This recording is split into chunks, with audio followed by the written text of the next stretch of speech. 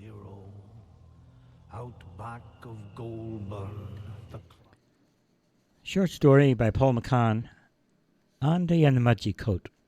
up to Canberra from Sydney, a truck driving man. Andy was the youngest child in the McFadden household. When you have 6 other brothers and sisters to compete with, there are a couple of useful survival tricks to adapt. Whoever is first up is best dressed, and whoever eats the fastest gets the most. Sadly for Andy, he loved to lie on in his bed, and so he ended up getting to school hungry and a little late.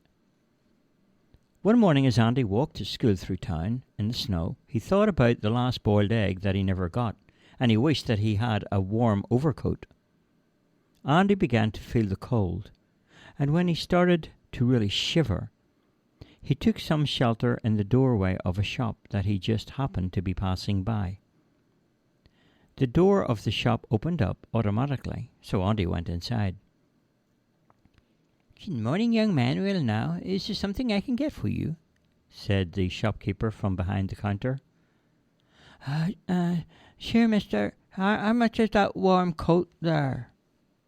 Andy replied as he shivered and shook inside the shop. "Well, for you, it's £10, son," said the friendly man. Andy looked up at the shopkeeper, who smiled. "Okay, thanks anyway, mister."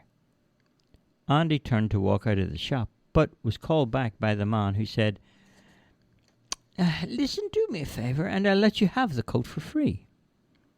The shopkeeper went into the back room and returned with a large parcel in his hands. Andy was very intrigued and waited for what was coming next. The shopkeeper looked down at Andy and said, "Take this bone down to Mrs. Brown, the farmer's wife, and tell her it's for the dog I sold her last week. Can you do that for me?"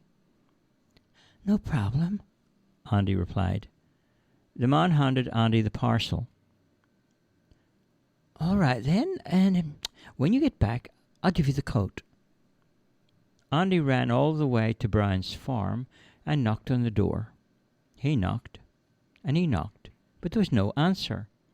So he shouted out as loud as he could, "Hello, is anybody home?" Mrs. Brown stuck her head out from the barn and shouted back, "Come over here, I'm milking the cows and I can't stop." Andy ran over and he handed the parcel to Mrs. Brown and said exactly what the shopkeeper told him. The farmer's wife called the dog and threw it the bone. Just what my dog loves. Thank you, son. Now here, take this cow back with you and give it to the shopkeeper. Tell him that this is the cow that I promised. Can you do that?"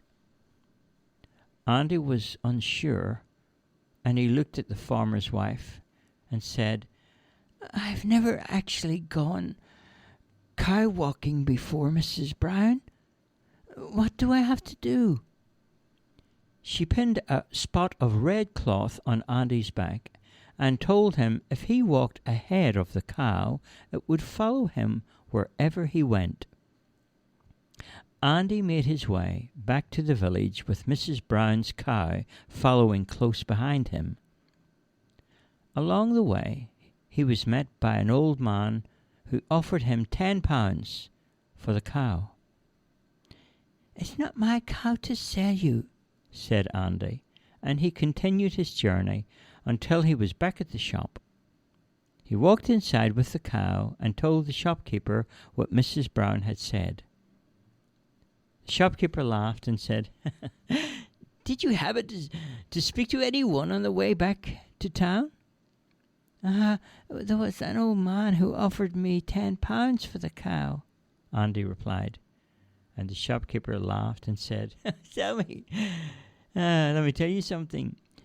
You are the first person I've asked to do that job you have just done, and everyone except you has sold the cow for £10.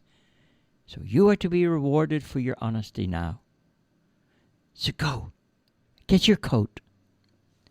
Oh, great. I can't wait till all my brothers and sisters see my new coat. They're going to go green with envy. Music rang from the coat when Andy lifted it from the rack. He was just about to try it on when the man said to him, "It's a magic coat, and no one can see it but you. And when you wear this coat, your life will never be the same again. If it's cold and raining around you, the world will become warm and sunny. When you are hungry, the pockets of the coat will provide you with food. Go on, try it on." Andy put on the coat. It fitted perfectly. He left the shop and went outside, where the sun was shining. Everyone who passed by looked cold, but Andy felt comfortable and warm in his new coat. The end. High on dismal